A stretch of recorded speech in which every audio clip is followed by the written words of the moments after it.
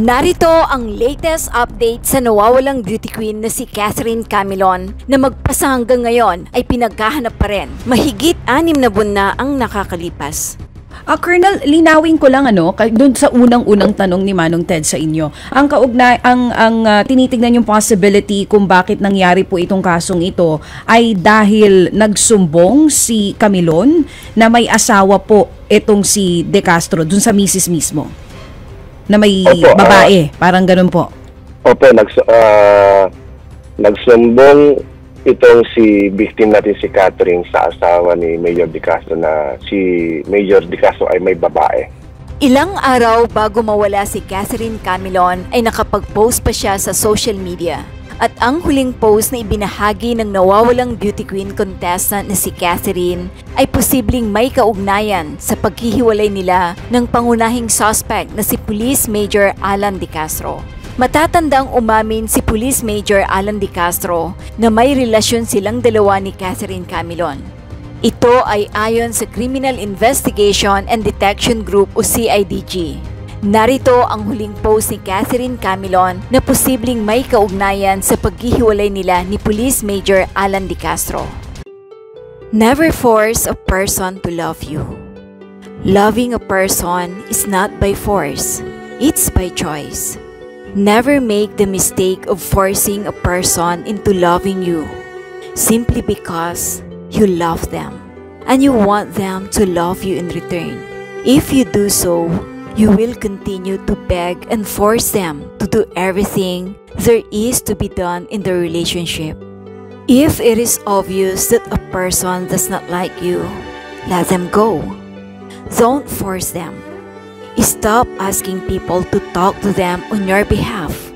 Stop doing everything possible to get their attention. Stop trying to seduce them. Stop giving them money, gift, and other just to woo them. It makes you look desperate, and as such, you may not succeed in your quest to get them fall in love with you. Stop forcing people to fall for you. A heart that didn't love you willingly will never give you its best. They will only end up hurting you. If you force it, they will just use and dump you. After all, they told you they didn't love you, but you still went ahead to offer yourself as an offering to them. You're precious. Your worth can't be measured. Don't settle for less. Don't force yourself on anyone.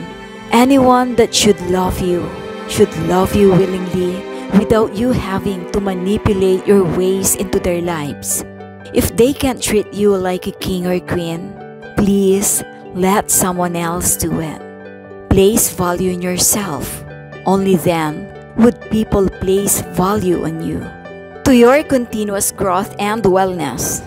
Samantala, narito naman ang mensahe ng isang netizen na si Girl in Waiting Tingting 9045 kaugnay sa kaso ni Catherine Camilon. Ito ang dapat nating malaman. Tayo mga nagtrabaho, nagbayad tayo ng taxes at social security. Yan ay kinakaltas sa sahod natin. Ang tanong, sino ang nagpapasweldo sa mga taong nagtrabaho sa gobyerno? Diba tayo? Kaya dapat walang mayaman at walang mahirap, dapat pantay. Kailangan ilabas si Catherine, patay man o buhay, dahil may mga anak kayo at magulang. Masakit para sa magulang na hindi nila makita ang anak. Dapat magdusa ang may sala. Ang buhay ng tao walang kapalit. May kapalit man ay buhay din. Huwag na ninyo patagalin. Ilabas na ninyo si Catherine.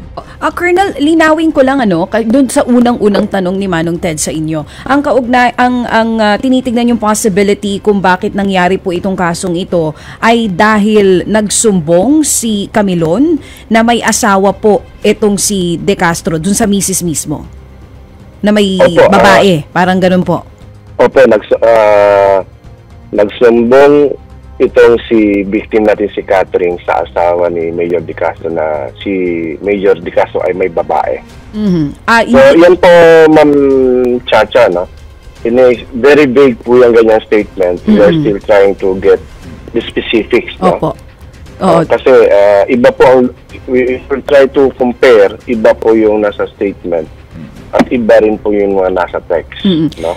Doon po sa mga naunang pahayag, ang sinasabi, di umano po ito, ay yung relasyon nitong si De Castro kay Camilon. So, inaalis nyo na po yung pong issue na iyon. Ang tinitignan nyo na ngayon, yung pagsusumbong na nitong si Camilon na may babae itong si De Castro. Hindi po natin na isinantabi yun na Ma'am Chacha. No? Tinitingnan natin kasi base po sa communications ng isang beauty candidate din po na kaibigan ng ating biktima na finarnish din sa kapatid na in-screenshot, may relasyon po, no?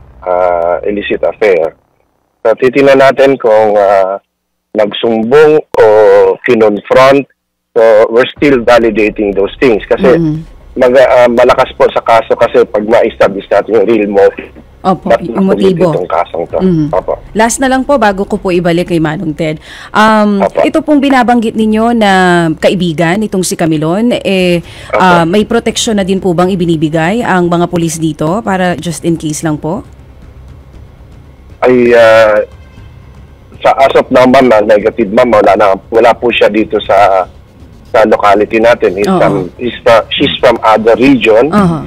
So we're constantly communicating with her. We're planning to have another interview sessions with her. No? Pero meron pa kami makuhang ibang klaradong statement para ma-strengthen namin yung kaso. Pero tuloy po ang pakikipag-ugnayan nyo dito sa kaibigan nito ni Camilon. Willing po siya to testify just in case magtuloy-tuloy po yung kaso. Yes, ma'am. Meron lang siyang official engagement out of town. Kahapon po, tinatawagan din po natin ang investigador.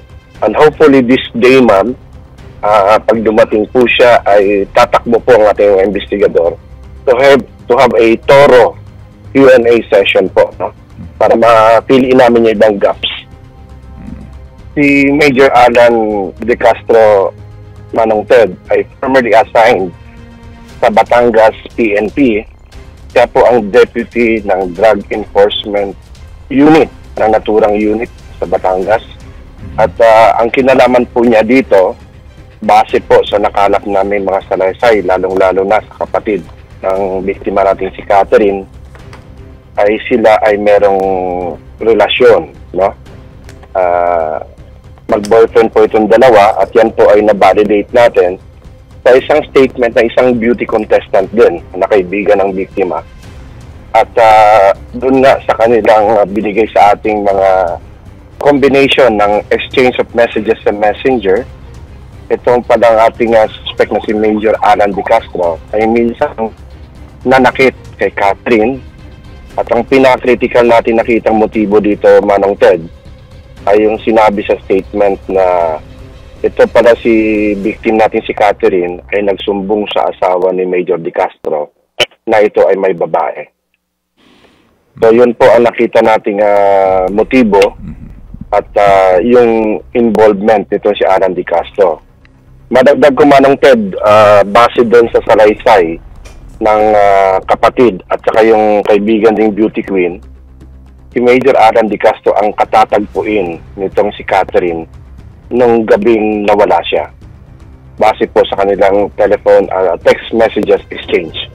Mag-subscribe at i-click ang notification bell para sa mga susunod na video updates. Maraming salamat po.